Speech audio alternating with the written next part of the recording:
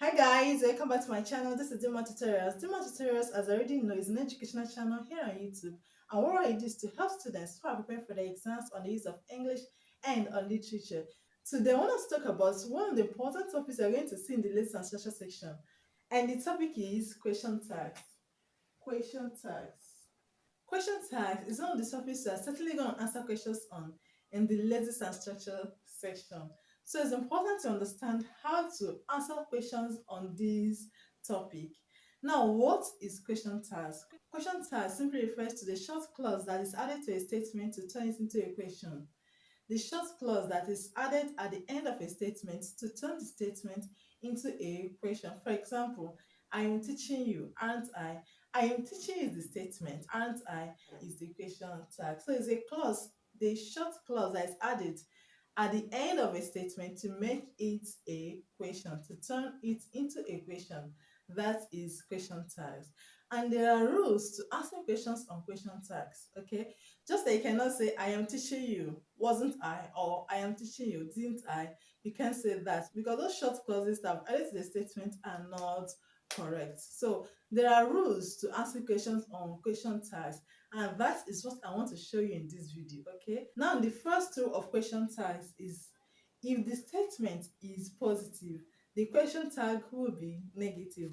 If the statement is negative, the question tag has to be positive. So if the statement contains not or never, the question tag will not contain not or never.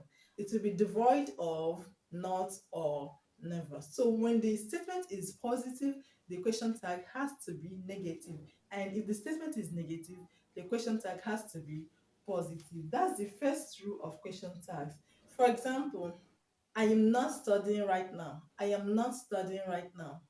This statement contains not, so it's negative. What's the question tag going to be? The question tag is going to be am I? The question tag is going to be am I? Am I? So the question tag is going to be devoid of not. Okay? Now, for example, I can say this is a marker. This is a marker. The statement is it positive or negative? It is positive. It does not contain the word not or never. Now, what's the question tag going to be? Isn't it? Isn't it? Isn't is a contrasted form of is not. So it contains not, which means it is negative. So when the statement is positive, the question tag has to be negative. And when the statement is negative, this is not a phone, is negative because it contains not. And the question tag is positive because it does not contain not, is positive because it does not contain not. Now let's look at these questions from the past questions. He didn't write to you. He didn't write to you. Option A, had he? B, wouldn't he? C, did he? And B, and D, didn't he? Didn't he? This statement, he didn't write to you. Is it positive or negative? Is negative. It contains not. This is did not. It contains not. So you're going to strike off any option that contains not. Option B contains not.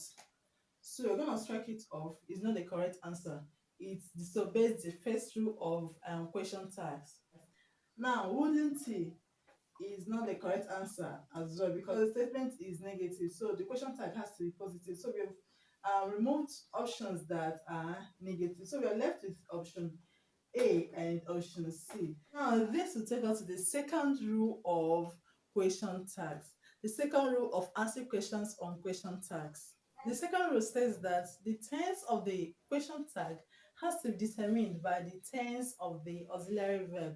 The tense of the question tag has to be determined by the tense of the auxiliary verb. If the tense of the auxiliary verb in the statement is present, that means the tense in the question tag has to be also present. And if the tense in the auxiliary verb of the statement is past, then the tense of the question tag also has to be in the past tense. Now let's have another example from the past questions that will help us to understand this rule. And this question is from 2016 past questions, Jamb past questions. We have the Flying Eagles of Nigeria couldn't have won if they hadn't prepared well. The Flying Eagles of Nigeria couldn't have won if they haven't prepared well. This second rule tells us that the tense in the question tag has to be determined by the auxiliary verb, the tense of the auxiliary verb in the statement. Now, what's the auxiliary verb? Can you identify the auxiliary verb in this statement? The auxiliary verb in this statement is could. Could is the auxiliary verb in the statement. And could, is it present or past? Is past. Is the past tense of can. So you're going to strike off any option that is in the present tense, because the tense that is in the auxiliary verb of the statement is the same tense that you should find in the question tag. Now this is could, and could is past tense. So we're going to strike off any option here that is in the present tense. We're going to strike off any option that is in the present tense. So we're going to strike off this one. Wait, I'm coming. We're going to strike off this one. We're also going to strike off can.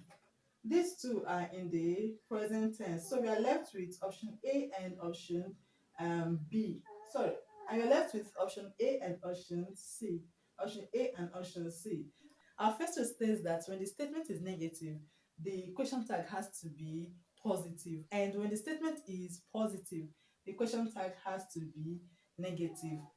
Now the statement is negative, couldn't is negative, is negative. So we're going to choose the option that is positive. We have could they and couldn't they. Could they and couldn't they. So which one is the correct answer? This is negative, so we're going to choose the option that is positive. So that will make option A the correct answer. I hope you're following. The third rule help us answer this question. And the third rule states that when the statement does not contain an auxiliary verb, when the statement does not contain an auxiliary verb, use did, do, or does in the question tag. If the statement does not contain an auxiliary verb, use do, did, or does in the question tag. Okay. Now this question, he wrote to you. He wrote to you dash. You have option A, hadn't he? B, wouldn't he?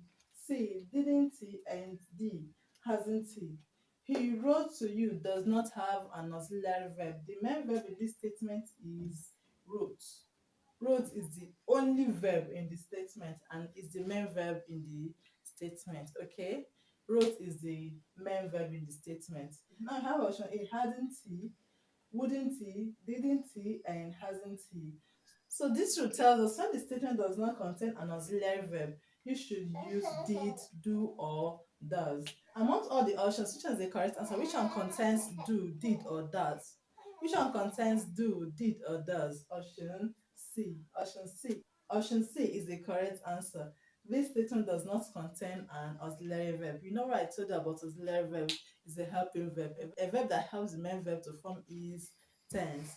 Auxiliary verbs are words like is, has, does, and was, had, may, could, must, ought, etc. Most times you see these verbs helping other verbs to form their tenses in a sentence, and sometimes you see them acting as the only verb in a sentence.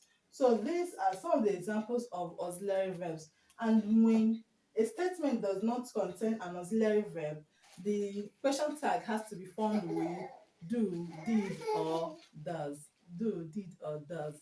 So those are the 3 rules of question tags. They'll help you to understand how to answer questions on question tags. And one important thing about this topic is that you always see it in the lessons and structure section. Alright guys, that is it about question tags. I hope you understood the lesson. I hope you enjoyed it. Thank you very much for watching, and see you in my next video. Please make sure you subscribe to the channel, and if you've not subscribed already, click on the notification bell and make sure you give this video a thumb up if you enjoyed it, if you got value from this video. Okay, please do not forget to like the video so it can be recommended to other people. Thank you very much for watching, and see you next time. Bye.